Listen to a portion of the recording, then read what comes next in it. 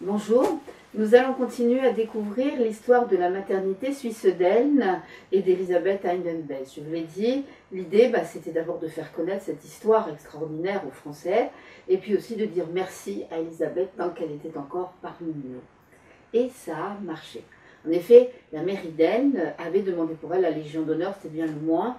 Seulement, comme elle était étrangère, ça passait par le Quai d'Orsay, ça prenait un temps fou et ce temps, on ne l'avait pas. Par conséquent, lorsque le livre est sorti, donc en mars 2007, avant même qu'il soit en librairie, les presses de la Cité l'ont envoyé à l'Élysée, carrément au président de la République. Et tout de suite, ça a été remarqué, surtout vu l'âge qu'avait Elisabeth, on a reçu une lettre nous disant qu'effectivement c'était urgent de l'honorer comme elle le devait.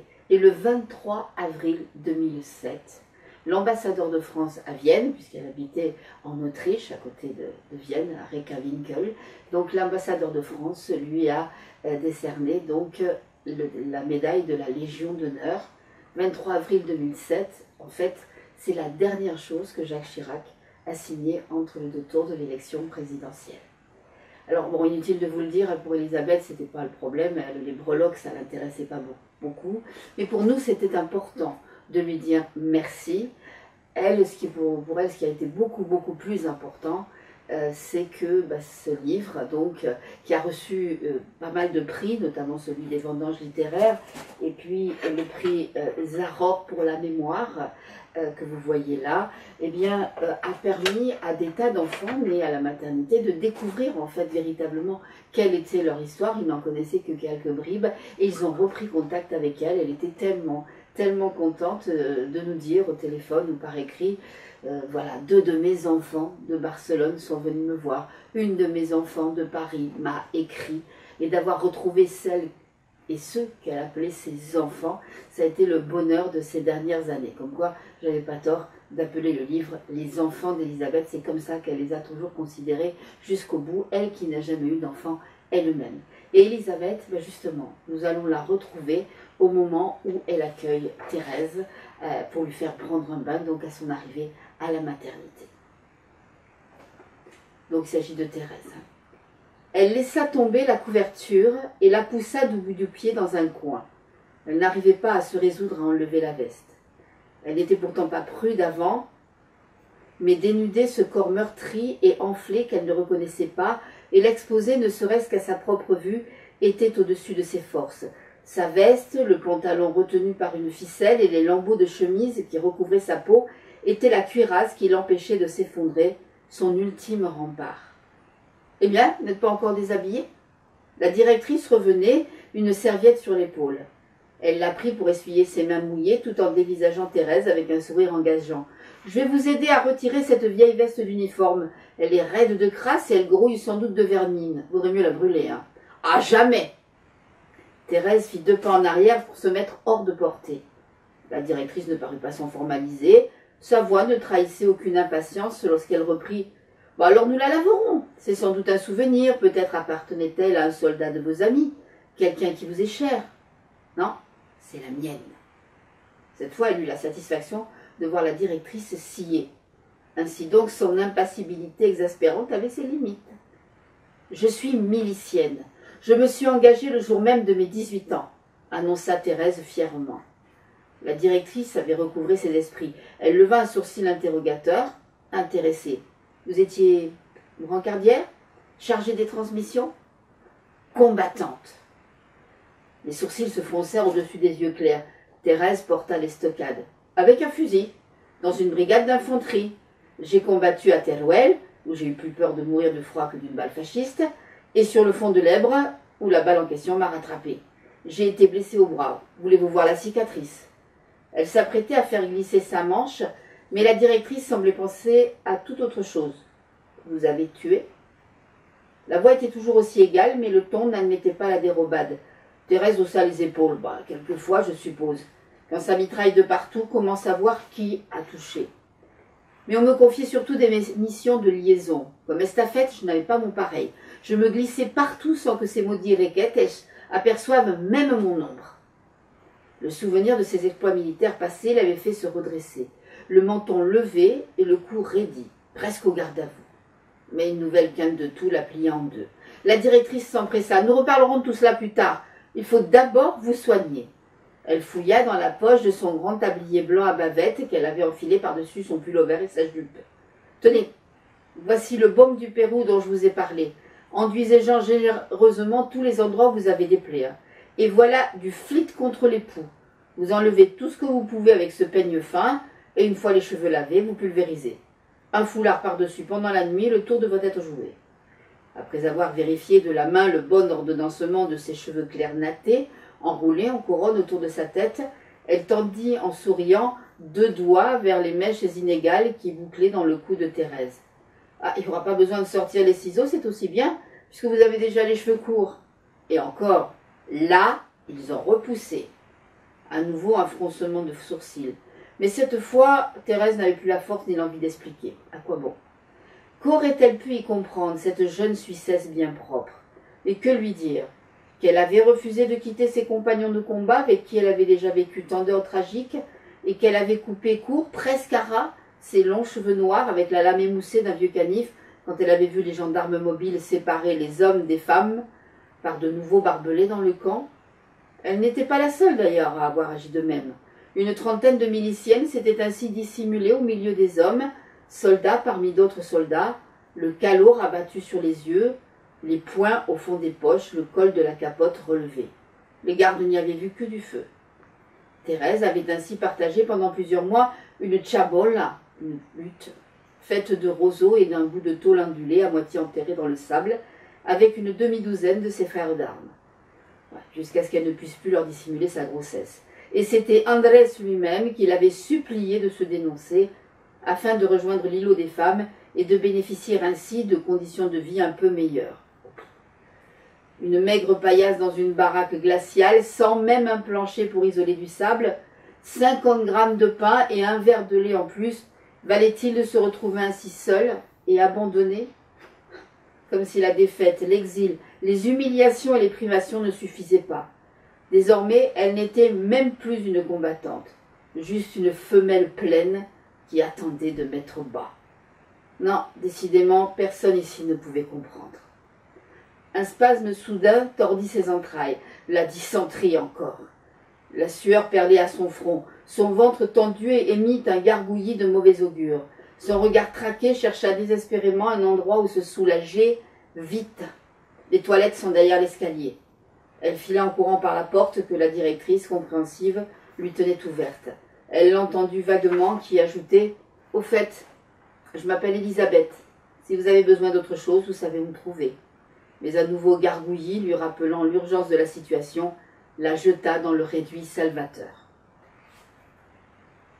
Thérèse n'aurait jamais imaginé qu'un jour les larmes lui monteraient aux yeux en voyant simplement des toilettes carrelées de blanc, à croire qu'elle n'était plus qu'un intestin. Voilà à quoi l'avait réduite 10 mois de captivité. Au début, les autorités du camp d'Argelès n'avaient même pas prévu de latrine. Le misérable troupeau que les gardes mobiles venaient de convoyer jusqu'à la plage n'avait qu'à faire dans la mer. Plus tard, on avait creusé une fosse, ouverte à tous les vents, au bord de laquelle les internés étaient censés s'aligner, côte à côte, les fesses à l'air. Les autres avaient beau l'entourer pour faire écran, Thérèse préférait souvent se retenir, quand elle le pouvait. Car il n'y avait pas d'eau potable non plus. Les pompes installées tout au plus à 30 mètres du rivage donnaient une eau saumâtre qui avait eu tôt fait de rendre tout le monde malade. Et c'était à chaque instant des courses effrénées pour essayer d'atteindre l'eau glacée et nauséabonde avant qu'il ne soit trop tard.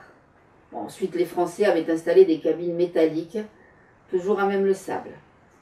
Retrouver des toilettes propres, civilisées, l'avait bouleversée. C'était comme si on lui rendait un peu de sa dignité. Cette idée lui faisait honte.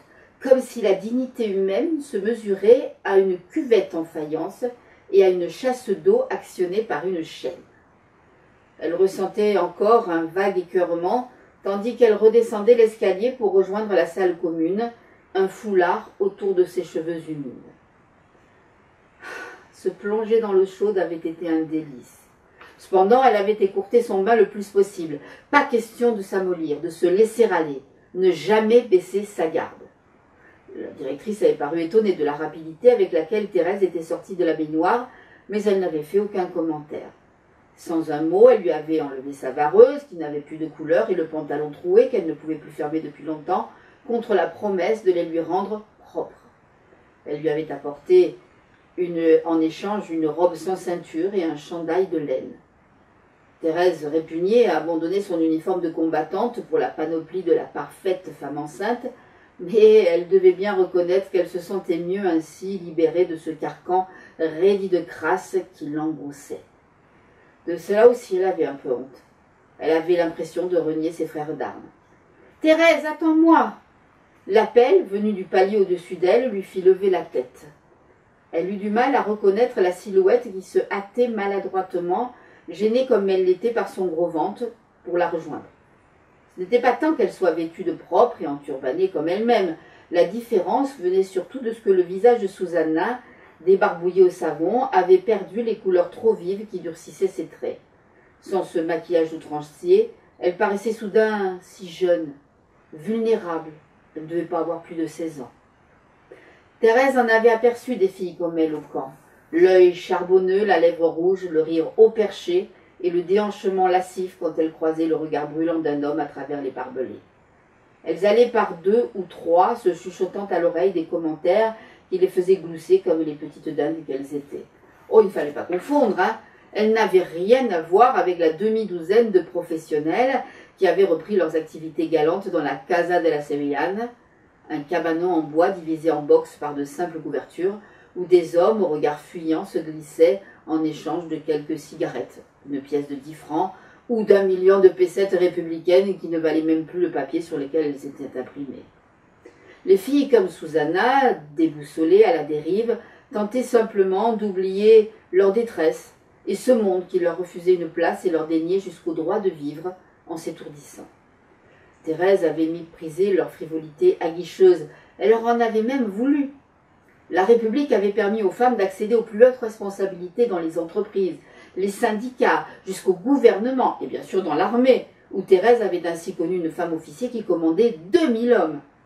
Partout, elles avaient forcé le respect de leurs camarades masculins. Et voilà que ces écervelets salissaient tout ce que leurs aînés avaient obtenu de haute lutte, parfois même au prix de leur sang, par leur miaulement de femelles en chaleur. Oui, elle leur en avait voulu. Mais aujourd'hui, en découvrant les lèvres pâles et gercées de Susanna, qui lui souriait sans arrière-pensée, et ses joues creusées qui gardaient encore un peu du duvet soyeux de l'enfance, elle s'en voulait à elle de son intransigeance. Une vague de pitié la submergea. Susanna n'était encore qu'une enfant, une petite sœur qu'il fallait aider à grandir. Et sans même y réfléchir, Teresa passa son bras sous le sien pour l'aider à descendre les dernières marches. Le groupe des femmes réunies dans la salle octogonale du rez-de-chaussée s'était amenuisé. Les plus valides devaient aider à préparer le repas et à mettre la table. On les entendait s'activer en bavardant joyeusement. Seule restait autour de la table une brune au teint mat comme une andalouse, dont le ventre énorme semblait sur le point d'éclater, et les mères berçant toujours leur progéniture. Susanna se précipita vers les nouveau-nés avec un petit cri de ravissement. Les mamans, flattées dans leur vanité procréatrice, se rengorgeaient tout en débitant poids, taille et autres chiffres comme le nombre d'heures qu'avait duré leur accouchement. Cette litanie était censée, semble-t-il, témoigner de leur réussite de femme et en rendre le fruit encore plus beau. Et Susanna, docile, de s'extasier devant chacune des petites frimousses fripées, celle des tout premiers bébés à être nés ici, à Elne. José, qui avait inauguré la salle d'accouchement le 7 décembre dernier, avant Juan, Maria Carmen et Isabelle, qui n'avaient que 3 jours. La petite Ramona, née tôt le matin même, se reposait avec sa maman dans la chambre réservée aux accouchés. Il y avait aussi quelques enfants plus âgés, quelques mois déjà, qui avaient dû naître dans les camps avant d'arriver ici avec leur mère. « Mire, Thérèse, comme ils sont mignons. Oh, j'espère que mon fils sera aussi beau. » Susanna posa ses 2 mains à plat sur son ventre rebondi, la mine conspiratrice. Une vieille de Figuère m'a tiré les cartes au camp et elle a vu que ce serait un garçon. Un murmure approbateur parcourut les mères. L'une d'elles renchérit même, affirmant que le ventre pointu de Susanna confirmait sans contestation possible le pronostic de la vieille. La jeune femme était aux anges. « Tu entends, Thérèse? Approche-toi qu'on regarde si ton ventre aussi est pointu. » Thérèse croisa plus étroitement son chandail de laine autour de ses flancs comme pour se défendre des regards braqués sur elle. « Tu ne veux pas savoir ce que ce sera ?» en conclut Susanna, se trompant sur sa réaction. « Après tout, c'est ton droit. Hein. Viens quand même faire risette à ces chérubins. Ils sont à croquer. » Thérèse n'avait nulle envie de se joindre au chœur des louanges, mais elle ne voulait pas faire de peine à Susanna. Après tout le mal qu'elle avait pensé d'elle, elle lui devait bien cette petite concession. Elle s'avança et se pencha vers le premier marmot qui dormait béatement dans les bras maternels. Ses cils posaient une ombre délicate sur ses joues et il avait la bouche entr'ouverte. Sa main minuscule pendait inerte par-dessus le bras de sa mère. Thérèse fixait cette main molle et sans vie.